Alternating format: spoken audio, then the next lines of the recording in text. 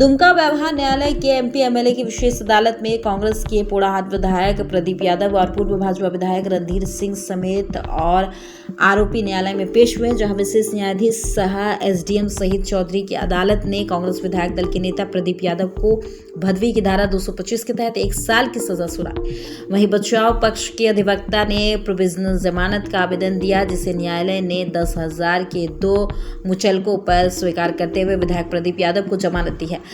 अभियोजन द्वारा इस केस में अब तक 6 गवाहों को न्यायालय में प्रस्तुत किया गया है, जिसके आज फैसले कोर्ट के द्वारा सुनाए गए हैं।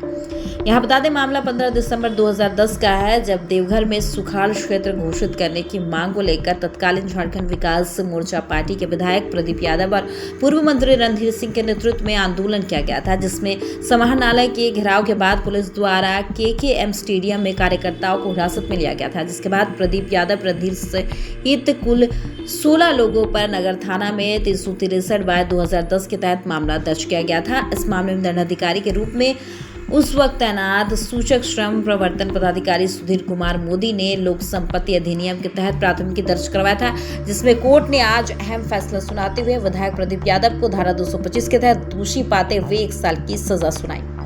वहीं अन्य पूर्व मंत्री रणधीर सिंह सहित 14 लोगों को साक्ष्य के अभाव में बरी किया। विधायक प्रदीप यादव के अधिवक्ता ने कहा कि इस मामले पर कोर्ट ने 1 वर्ष की सजा सुनाई है। वहीं कोर्ट द्वारा विधायक प्रदीप यादव को जमानत दिया है। इस मामले को लेकर आगे इसके विरोध माननीय सत्र न्यायाधीश की कोर्ट में अपील दायर की जाएगी। एमएलए एमपी कोर्ट के न्यायालय ने माननीय प्रदीप यादव जी को 225 भादवी के तहत दोषी पाते हुए उन्हें दंडित किया।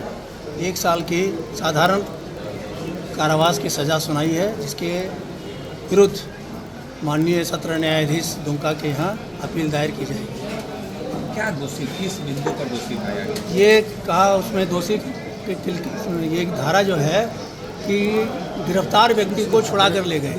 किस गिरफ्तार व्यक्ति को छुड़ा करके ले गए, न्यायालय के रिकॉर्ड में कहीं नहीं है। गिरफ्तार व्यक्ति का नाम न्यायालय के रिकॉर्ड में कहीं नहीं है कि किसको छुड़ा के ले गए। खैर, न्यायालय का आदेश है, हम लोग सम्मान करते हैं न्यायालय के आदेश का। सत्र न्यायाधीश के यहाँ हम लोग इसको चैलेंज करेंगे।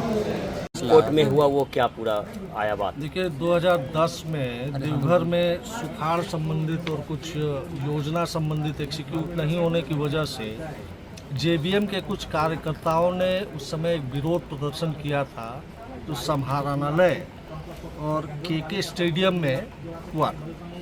केके स्टेडियम में कुछ लोगों का डिटेंशन हुआ था और उस डिटेंशन से कहा जाता है कि जेबीएम के कुछ लोग छुड़ाकर कुछ लोगों को पुलिस के कस्टडी से जबरन ले गए। इसी पर यह केस रजिस्टर हुआ था।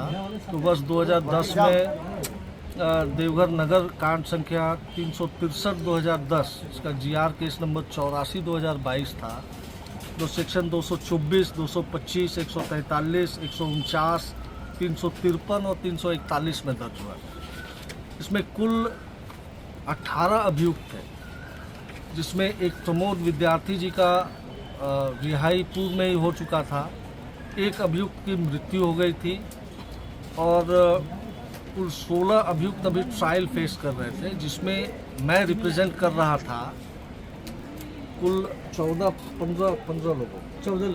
लोगों को रिप्रेजेंट कर रहा था, जिनका नाम आपको डिटेल में हम बता देंगे कौन कौन लोग थे। उन 14 लोगों का रिहाई हुआ इस केस में। उनको कोर्ट ने दोष मुक्त कर दिया।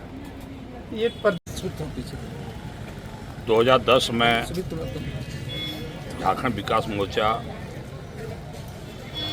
पार्टी की ओर से लेकर सुखाड़, किसानों का सुखाड़ हुआ था, उसको लेकर जो है धरना प्रदर्शन रखा गया था और जेबीएम के कार्यकर्ताओं ने धरना प्रदर्शन में शामिल हुआ, लेकिन हम लोग को निर्दोष में फंसा दिया गया था।